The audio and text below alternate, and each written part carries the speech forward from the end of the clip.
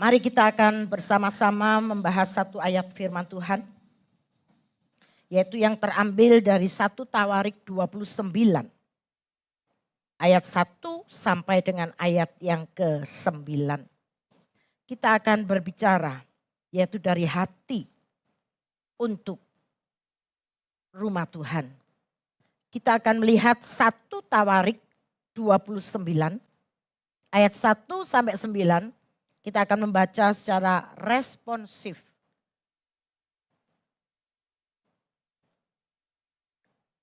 Saya akan membacakan yaitu ayat yang pertama. Silakan seluruh jemaat meresponi dengan ayat yang kedua. Demikian pula silih berganti sampai ayat 9. Berkatalah Raja Daud kepada segenap jemaah itu. Salomo anakku, yang satu-satunya dipilih Allah adalah masih muda dan kurang berpengalaman. Sedang pekerjaan ini besar. Sebab bukanlah untuk manusia bait itu, melainkan untuk Tuhan Allah.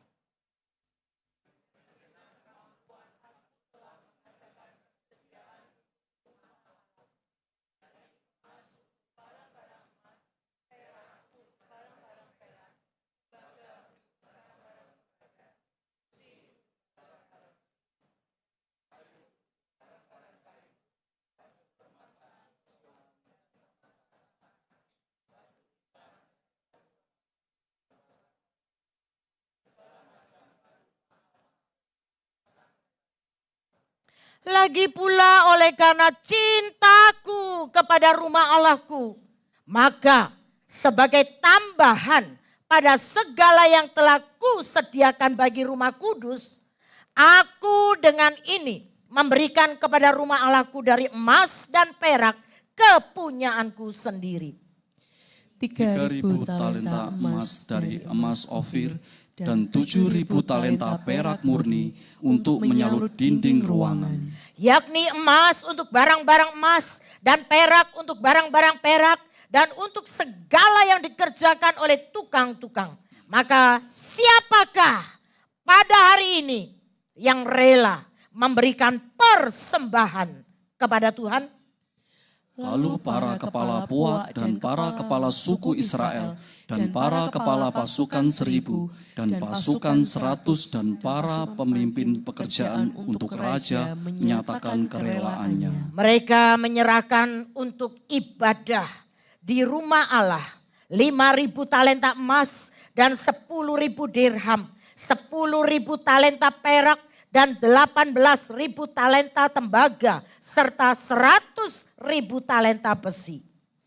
Siapa yang mempunyai batu permata menyerahkannya kepada Yehiel, orang Gerson itu untuk pembendaharaan rumah Tuhan. Kita baca bersama ayat 9. Bangsa itu bersukacita karena kerelaan mereka masing-masing. Sebab dengan tulus hati mereka memberikan persembahan sukarela kepada Tuhan. Juga Raja Daud sangat bersukacita. Saudara, pada tahun 2019 dunia dikejutkan oleh kebakaran hebat yang melanda Katedral Notre Dame. Dalam beberapa jam katedral ini mulai dari atap dan menara yang telah berdiri selama ratusan tahun buyar, ambruk, runtuh. Banyak orang pada waktu itu menangis karena mereka kehilangan sebuah bangunan yang sangat berarti. Dan yang sangat menarik adalah hanya dalam waktu sekejap, hanya dalam waktu singkat banget, begitu banyak orang rela memberikan sumbangan untuk membangunnya kembali. Mengapa? Karena mereka menganggap bangunan itu sangat berharga. Nah, saudara-saudara, kalau manusia rela berkorban untuk sebuah bangunan bersejarah, bukankah kita sebagai umat Tuhan juga rindu mengambil bagian untuk membangun rumah Tuhan. Mengapa? Karena kita membangun kekekalan. Rumah untuk Tuhan. Saudaraku yang terkasih, sekarang mari kita akan kembali. Yaitu kepada latar belakang daripada 1 Tawarik 29 ini.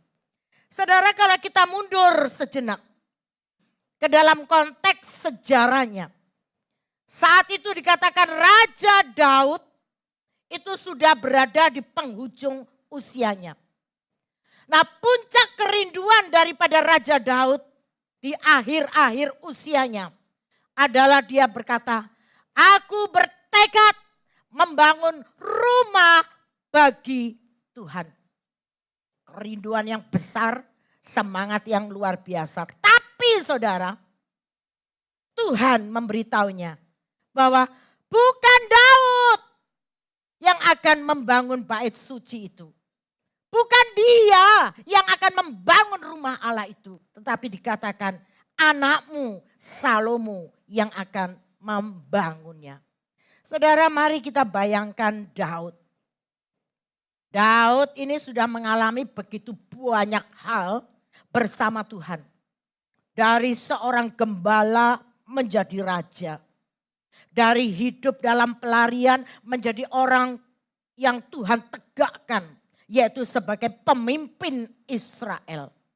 Maka setelah Tuhan memberikan keamanan.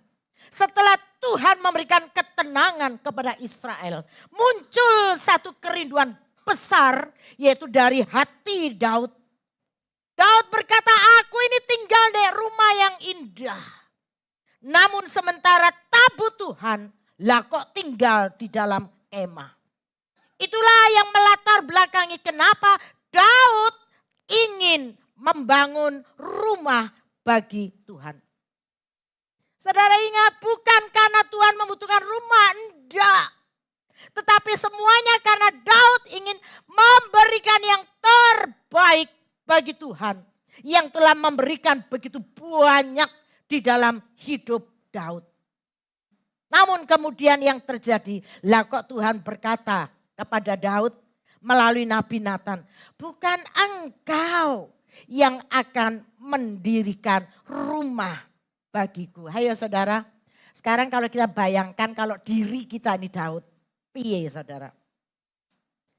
Saudara, Daud, kita ngelihat Daud ini sudah punya rencana. Daud pun punya kemampuan. Ia punya kekayaan. Ia punya kedudukan. Dan yang lebih dari itu adalah ia punya kerinduan yang gede menggebu-gebu. Tetapi Tuhan berkata, bukan engkau Daud, tetapi anakmu Salomo. Saudara, saya mengupas akan hal ini karena selalu bersangkut paut yaitu dengan gereja kita. Dan rupanya yang menarik adalah dahsyat saudara. Daud ini gak mutung. Daud ini gak emosi marah. Daud gak tersinggung. Daud gak berkata gini. Lah kalau memang bukan saya yang boleh membangun. Ya wes saya bojap. Saya gak peduli. Mungkin kayak Pilatus saya tak cuci tangan. Beno dikerjakan yang lain. Tapi itu rupanya tidak dilakukan oleh Daud. Nah disinilah kita belajar sesuatu yang dalam saudara. Bahwa tidak semua kehormatan, bahkan keinginan yang kita rindukan harus terjadi. Dan itu adalah diri kita. Saudara, kita biasanya menjadi gampang mutung ketika enggak diresponi dengan baik, betul? Tapi kita lihat Daud. Daud ini hebat. Bukannya ngamuk, mutung, marah, ninggalin Tuhan. Tetapi Daud yang dia lakukan malah berkata, aku akan membantu semua persiapan yang ada. Itulah sebabnya kalau kita tadi baca di dalam 1 Tawarik 29. Iya, Daud mengumpulkan banyak hal. Kumpulkan semua emas, perak, tembaga, besi, kayu. Berbagai macam bahan untuk pembangunan bait suci. Ia mempersiapkan Salomo karena nantinya Salomo yang harus bangun. Disiapkan dengan baik. Ia menggerakkan para pemimpin. Dia menggerakkan banyak orang. Karena dia itu sebabnya Daud berkata, loh Salomo anakku enom ya, masih muda dan kurang berpengalaman. Dan Daud berkata, pekerjaan ini loh gede, pekerjaan ini besar. Sebab bukan untuk manusia rumah itu, melainkan untuk Tuhan Allah. Saudara perhatikan ayat yang 1. Pekerjaan ini besar. Saudara, Daud itu tidak melihat pembangunan rumah Tuhan itu sebagai proyek biasa. Bukan cuma sekedar bangun. Bukan cuma sekedar programnya gereja. Bukan cuma sekedar programnya majelis. Tapi ini dikatakan jelas adalah pekerjaan untuk Tuhan. Nah, jemaat yang dikasih Tuhan. Kadang-kadang ketika kita melihat pelayanan. Kadang-kadang ketika kita melihat pembangunan gereja. Kadang-kadang kita ketika dikatakan harus ada persembahan ini itu. Ketika kita harus memberikan yaitu tenaga kita, waktu kita. Kita berkata beban ini bagiku. Sangat menjadi beban bagiku. Tetapi lihatlah Daud. Daud mengajarkan perspektif yang berbeda. Daud tidak berkata itu beban. Tetapi itu adalah kesempatan bagi dia. Untuk mengambil satu kehormatan pekerjaan Tuhan. Yang merupakan sebuah kehormatan bagi orang yang menanganinya. Karena itu saudara, hari ini mari kita akan masuk dalam 3 poin saja. Poin yang pertama, kita akan belajar tahu bahwa membangun rumah Tuhan, membangun gereja, itu adalah kehormatan, bukan beban. Daud mengajarkan kepada kita, kalau Tuhan mempercayakan sesuatu itu banyak hal. Yaitu kepada kita untuk pekerjaannya. Ojo sekali-kali kita berkata, kok aku? Mengapa aku yang harus melakukan ini? Tetapi belajarlah berkata, Tuhan terima kasih. Terima kasih. Karena saya diberi kehormatan untuk mengambil bagian dalam pekerjaanmu. Itulah sebabnya Daud lihat di dalam ayat yang pertama. Bait Allah yang dibangun ini loh bukan untuk manusia. Tetapi untuk Tuhan Allah. Kemudian dalam ayat yang ketiga Daud menyatakan alasan mendasar. Di balik persembahan yang dia buat. Yaitu karena dia katakan karena cintaku kepada rumah Allahku. Perhatikan kata cinta. Cinta itu berarti memiliki hasrat yang pokoknya menggebu-gebu dan mendalam, itulah cinta. Daud memberi, itu bukan karena terpaksa. Bukan karena dipojokkan oleh panitia pembangunan. Dan juga bukan untuk mencari pujian. Tetapi Daud memberi, kenapa? Karena hatinya benar-benar melekat dan cinta banget. Yaitu kepada Allah dan juga rumah Tuhan. Itulah sebabnya ketika saya baca-baca katekismus Heidelberg dikatakan mengapa sih kok orang Kristen itu harus melakukan perbuatan baik dan memberi. Semua itu bukan untuk keselamatan kita sendiri. Melainkan karena apa? Karena kita bisa melihat bagaimana Kristus sudah menebus kita dengan darahnya. Sehingga seluruh hidup kita pun dipimpin untuk menyatakan rasa syukur kita, rasa kamsya kita, rasa terima kasih kita kepada Allah atas segala kebaikannya. Maka kita pun melakukan perbuatan baik dan mau memberi. Saudara, saya ingat banget ketika tiba-tiba dikatakan gurah. Ketika kita ini di tengah-tengah bangun ya masih banyak problem tadi katakan Dr. Novian. Bangun gereja aja separuh aja sudah begitu beban berat.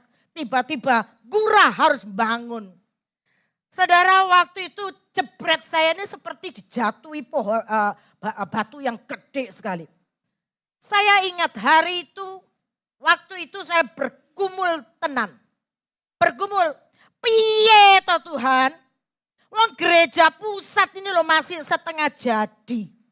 Lah kok sekarang harus bangun lagi, yaitu Ngura. Saat itu saya benar-benar doa puasa, saudara.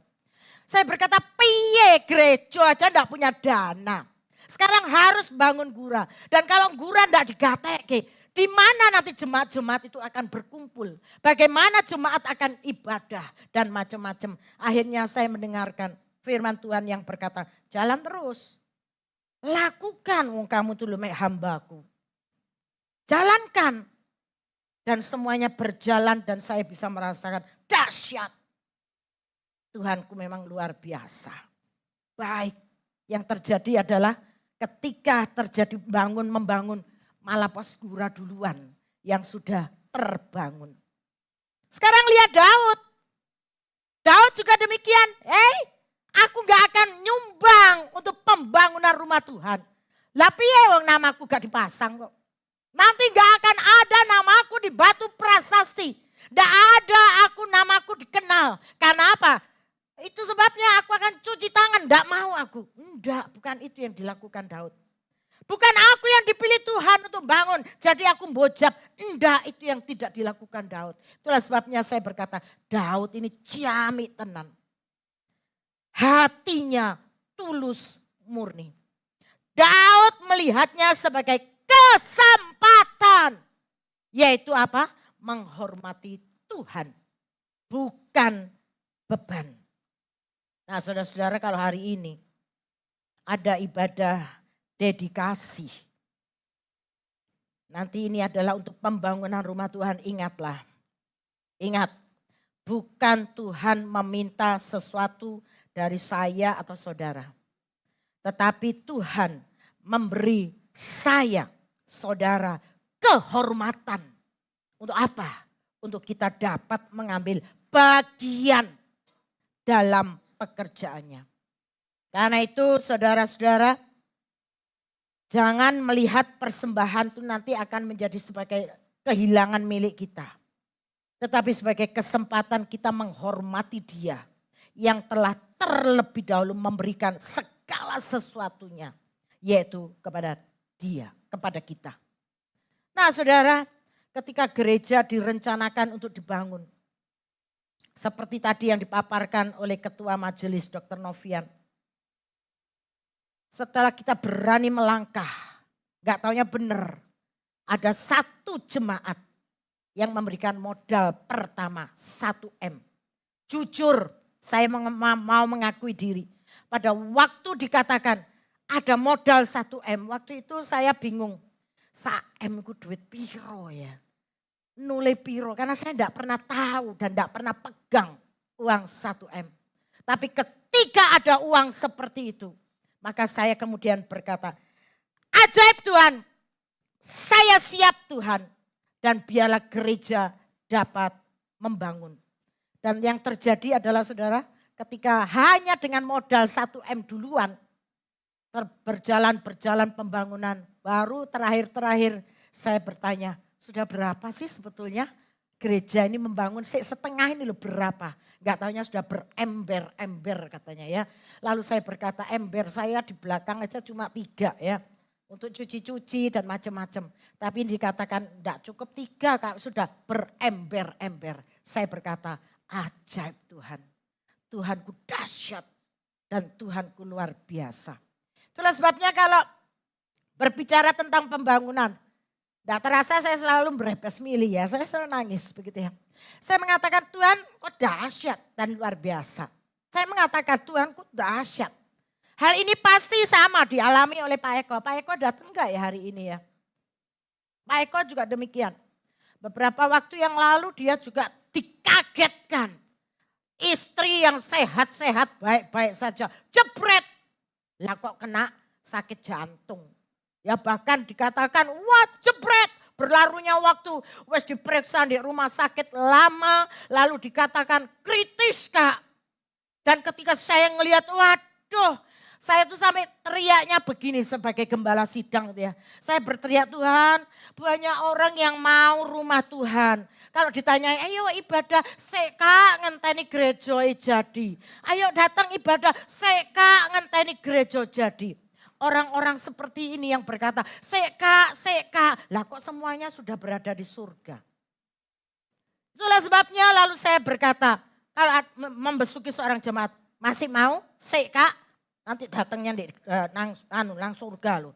Akhirnya begitu banyak orang berkata, ya wes sekarang tak berangkat dulu. Daripada apa gak nututin mengikuti ibadah di gereja yang baru. Saudara, pada hari itu saya melihat, aduh habis sudah ya. Ketika melihat keadaan daripada Ibu Lani, istri daripada Pak Eko. Tetapi hari itu kita dapat berdoa bersama-sama dan saya merasakan Tuhan berikan kesempatan, berikan mujizat. Dan benar yang terjadi, Pak Eko sendiri berani berkata dari mulutnya. Dia berkata, Tuhanku ajaib, Tuhanku luar biasa. Sudah melakukan mujizat yang besar dan saya pun menimpali. Benar, Tuhan itu ajaib, Tuhan itu luar biasa. Dan sekarang kita bisa melihat Bulani sudah pulang ke rumah dengan senyum simpul dan sangat baik. Saudara, orang yang bisa merasakan hal ini berani berkata, Tuhanku ajaib, Tuhanku dahsyat. Membangun rumah Tuhan adalah kehormatan, saudara. Karena itu syukurilah untuk kesempatan ini. Kalau hari ini kita diminta untuk bersama-sama berdedikasi untuk membangun rumah Tuhan dalam tahap yang finishing. Itu yang pertama. Yang kedua, memberi. Ngomong memberi itu karena apa? Karena kita percaya kepada Tuhan kalau kita perhatikan dalam ayat 6 sampai 9. Dan kita melihat Daud sekali lagi. Daud itu memberikan persembahannya. Yang terjadi adalah sikap Daud ini nulari, saudara. Jadi bukan cuma COVID yang nulari ya. Rupanya ketika dikasih yaitu memberikan persembahan. Semua orang lihat, weh Daud memberi. Mereka pun akhirnya Daud melemparkan tantangan indah. Ayo siapa hari ini yang merelakan hatinya untuk mempersembahkan pengabdiannya. Yaitu kepada Tuhan. Dan yang dahsyat adalah respon dari para pemimpin suku dikatakan kepala keluarga dan panglima sungguh luar biasa. Mereka merespon teladan pimpinan mereka. Yaitu dengan memberi. Perhatikan urutannya. Daud memberi. Para pemimpin melihat. Mereka pun ikut memberi. Umat yang melihat. Mereka pun ikut memberi. Saudara, ini menunjukkan bahwa iman seseorang. Itu juga dapat menggerakkan iman orang lain. Tetapi pertanyaannya adalah mengapa? Mengapa mereka berani memberi? Mengapa? Karena mereka percaya bahwa hidup mereka tidak bergantung pada harta yang mereka pegang saat ini. Tetapi kepada Tuhan yang senantiasa memelihara hidup mereka hari lepas hari. Itulah sebabnya John Calvin pernah menulis bahwa Allah itu sebetulnya tidak memerlukan kekayaan kita. Kenapa? Karena dialah pemilik bumi serta segala isinya. Lalu hari ini kita tanya, lalu ngapain kok kita memberi? Kenapa kita memberi? Rupanya sebetulnya Allah sebenarnya sedang memakai, yaitu persembahan kita, pemberian kita. Itu sebagai sarana untuk menguji kejujuran kasih kita. Dan untuk melatih kita mau terus bertumbuh, yaitu di dalam iman dan percaya kita. Saudara bayangkan, saya memberikan satu cerita aja kalau ada seorang anak ya. Seorang anak ini selalu dikasihi uang saku sama papanya tiap hari. Lalu ketika satu hari anak ini ngelihat temennya, loh saknone ketika aku makan jajan dia cuma delokno, ketika ditanya gak ada duit toh? Enggak punya uang. Akhirnya anak ini memberikan uang sakunya separuh untuk anak ini membeli makanan. Lalu mungkin kita bertanya, loh lah entek duitnya anak ini? Enggak juga. Dia sudah memberi. Tetapi besoknya dan selanjutnya orang tuanya, papanya otomatis selalu akan memberi, memelihara, mencukupi kebutuhan anak ini. Demikian juga kita, saudara. Ketika kita berani memberikan sesuatu kepada Tuhan. Kadang kita berpikir, waduh Tuhan, kalau saya berikan kepada Tuhan, nanti saya punya opo? Ente Tuhan, bagaimana kebutuhan saya besok? Saudara, saya mau ingatkan, jangan takut memberi kepada Tuhan. Karena takut kehilangan masa depan. Saya ingatkan, sebab masa depan kita tidak pernah berada di tangan persembahan kita. Tetapi berada di tangan Tuhan yang kita sembah. Karena itu memberi. Kenapa berani memberi? Karena kita percaya kepada Tuhan. Tadi saya berkata kepada seseorang, terima kasih loh. Sudah membantu pelayanan kemarin ya. Kemarin kita tuh mengalami masalah. Ada seorang yang meninggal ya. Terima kasih membantu. Jawaban orang ini dahsyat. Dia berkata semua adalah dari Tuhan. Tidak apa-apa. Semua adalah dari Tuhan. Yang ketiga. Hati yang memberi dengan sukacita akan melimpah juga dengan sukacita. Ayat terakhir, ayat yang ke-9, bangsa itu bersukacita karena persembahan sukarela mereka. Sebab dengan tulus hati mereka memberikan persembahan sukarela itu kepada Tuhan. Saudara perhatikan urutannya, mereka memberi. Dan yang terjadi adalah mereka bersukacita. Saudara, dunia sering berpikir gini, kalau saya memberi berarti saya kehilangan, berkurang. Tetapi dalam Tuhan kita belajar, ketika kita memberi dengan tulus, kita justru akan mengalami sukacita. Itulah sebabnya dalam ayat 9 mengatakan bangsa itu bersukacita karena mereka memberi dengan tulus ikhlas. Lihat yang menarik. Mereka tidak nangis gero-gero karena kehilangan waktu memberi. Tapi sebaliknya dikatakan mereka justru bersukacita. Ada seorang anak sekolah minggu. Membawa uang tabungannya untuk membantu pembangunan rumah Tuhan. Padahal dia nabung, uang itu dia katakan nantinya untuk aku beli sesuatu yang aku inginkan. Karena itu ketika anak itu ditanya, loh kamu gak sayang toh dengan uang tabunganmu itu yang mau kamu kasih ke gereja.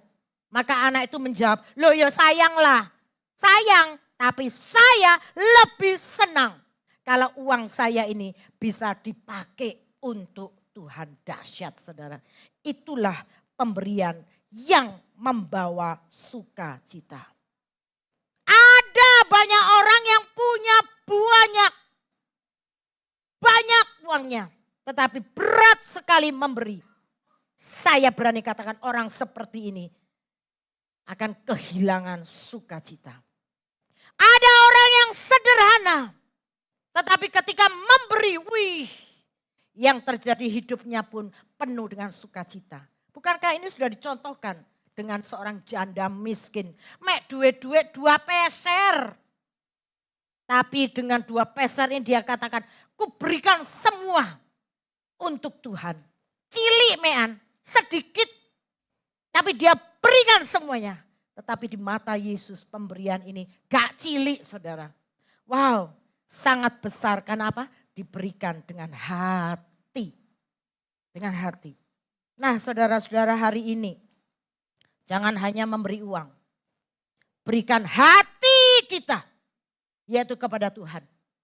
Sebab kalau hati sudah diberikan, saya berani katakan tangan tidak akan sulit memberi. Dan ketika tangan memberi dengan sukacita, hati pun akan dipenuhi sukacita. Jadi mari kita memberi bukan karena terpaksa. Bukan karena ngomong, loh lala izin aku nanti. Kalau ada kartu komitmen dibagi, aku gak ngelebokno. Lah izin aku. Saudara ingat, kita memberi bukan supaya dilihat orang. Tetapi karena kita berkata Tuhan, Semua yang ada padaku itu berasal darimu. Dan aku mengembalikannya sebagian dengan sukacita kepadamu. Memberi dengan hati, itulah persembahan yang sungguh berkenan kepada Tuhan. Sebagai penutup saudara, mari saudara-saudara ketika kita melihat gedung gereja kita. Gedung gereja kita kalau kita keliling, ya saudara sudah hampir selesai.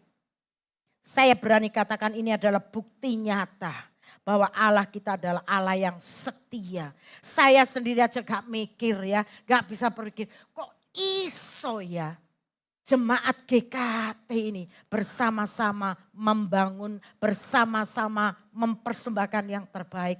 Saudara, kemudian saya ingat-ingat, lah semua jemaat cinta. Saya katakan cinta Tuhan.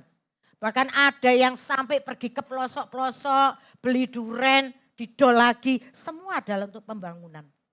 Ada yang mengatakan yang ada adalah peternakan, dia memberikan telurnya. Semua juga adalah untuk pembangunan. Ibu-ibu banyak yang masak susah payah dikatakan, ayo Sabtu pergi pelayanan, ayo Sabtu pergi untuk refreshing. Ojo kak, mene masak kak. Itulah sebabnya semua diberikan adalah untuk pembangunan. Itulah sebabnya saya berkata, good. Jemaat GKT Kanaan Kediri, saya katakan sangat dahsyat dan luar biasa bersama-sama membangun. Saudara, mengapa sih kok kita ini memberi? Mengapa kita mau memberi? Sebab kita ingat. Mengingat sang bait Allah yang sejati itu adalah Tuhan Yesus Kristus. Kristus itu loh tidak hanya memberikan emas dan perak bagi kita. Lihat, tapi dia telah memberikan dirinya sendiri sampai di atas kayu salib. Dia yang kaya rela menjadi miskin. Supaya kita yang miskin oleh karena dosa diselamatkan dan diperkaya dalam anugerahnya. Karena itulah saudara-saudara, salib itu adalah bukti tertinggi dari memberi dari hati. Itulah sebabnya nanti kalau kita ngelihat gereja kita, ini salibnya masih satu ya Pak Akian ya. Nanti kita akan tambahi 3 salib. Mengingatkan bahwa salib besar kuasanya Allah. Begitu cinta bagi kita sehingga mengorbankan segala-galanya. Salib adalah bukti tertinggi dari kita memberi dari hati. Karena itu ketika nanti kita memandang salib, seluruh alasan kita untuk kikir, medit, pelit, eman untuk memberi. Atau takut kekurangan, takut kehilangan. Saya berani katakan semua akan menjadi punah. Hari ini mari kita pandang gedung gereja kita. Gedung gereja kita ini bukan cuma sekedar tumpuan semen lah, besi lah, batu bata lah. Nanti dikatakan di depan ada apa tadi, valgas, apa? Pasap-pasap, kaca lah dan macam-macam. Saudara, gedung gereja kita itu adalah nantinya adalah megah dan indah. Tapi itu adalah tempat nanti di mana Injil akan terus diberitakan. Anak-anak akan dididik di dalam jalan Tuhan. Dan jiwa-jiwa yang hancur akan dipulihkan ketika ada bersama-sama dengan kita. Dan hanya nama Yesus yang diagungkan dari generasi ke generasi. Saudara, saya itu selalu ingat kata-kata dari Bapak Andi Junaidi atau Jiang yang sekarang ini membantu menyelesaikan pembangunan gereja kita. Salah satu kata-katanya yang saya ingat manceplek itu adalah, saya ini anak GKT Kak. Sejak kecil saya sudah dididik di GKT. Saya acungi jempol. Itulah sebabnya hari ini dia yang berkata, aku akan teruskan pembangunan gereja ini. Karena apa? Gereja ini awalnya kontraktor adalah Bapak Frankie Janong. Tapi akhirnya bisa beralih yaitu kepada anak GKT sendiri. Yaitu Bapak Jiang itu tadi. Itulah sebabnya ketika saya ingat kata-kata ini, lalu saya dekati dia. GKT ini tempat di sini sudah mempunyai batas, tadi dikatakan oleh Dr. Novian. Pokoknya tidak boleh melebihi Desember. Itulah sebabnya saya berkata, bisakah gereja kita ini nanti dipakai ketika tepat yaitu di ulang tahun gereja kita. Yang ke tahun ini ke berapa? 76 saudara. 76 yaitu tepatnya di 25 November. Kalau bisa dipakai tepat pada tanggal itu menjadi satu momen yang saya katakan dahsyat dan luar biasa. Memang 25 November itu adalah hari ulang tahun gereja kita. Dan tahun ini sudah ke-76. Dan saya kemudian lihat-lihat kalender bersama-sama kemudian dia katakan, yuk kalau bisa 26 minggunya tanggal berapa? 29, tepat di 29. Kalau bisa kita semuanya sudah beribadah, yaitu di gereja yang baru. Dan kita akan bersama-sama sebelumnya, kita akan angkat-angkat semua kursi ini. Kembali, saya ingat banget ketika saya harus meninggalkan gereja, ngangkat-ngangkat dibawa ke sini. Lalu kita kadang berkata, molor, enggak apa-apa. Saya katakan, waktu itu cepat sekali berlalunya. Enggak taunya. Ketika saya berkata, dulu enggak ada pohon apokat saudara. Sekarang pohon apokat sudah ada. Lalu saya berkata kepada Bu Narni, ya ampun dulu ini enggak ada pohon apokat, sekarang pohon apokatnya sudah berbuah kecil-kecil. Dan sebentar lagi akan berbuah, tetapi kita akan tinggalkan. Yaitu kita akan pindah ke Yos Sudarso. Ketika saya ingat banget memasuki gedung ini, pohon mangga besar di belakang kering kerontang. Tetapi ketika kita masuk berbuah-buahlah setiap tahunnya. Dan kemudian saya ngelihat, aduh sampai pindah kita belum menikmati buah lagi. Sudah buah sekarang. Ya, karena itu saya mengatakan pasti Tuhan bekerja dengan dahsyat dan luar biasa. Dan tepat pada waktunya. Karena itu belajar bagi kita. Tidak usah bersungut-sungut. Sabar. Waktu Tuhan pasti tepat. Dan tepat pada waktu itu kita akan gunakan untuk bisa beribadah Natalan bersama-sama. Amin saudara. Karena itu pada hari ini mari kita melangkah dengan iman. Percayalah bahwa Allah yang memanggil kita untuk memberi adalah Allah yang sama.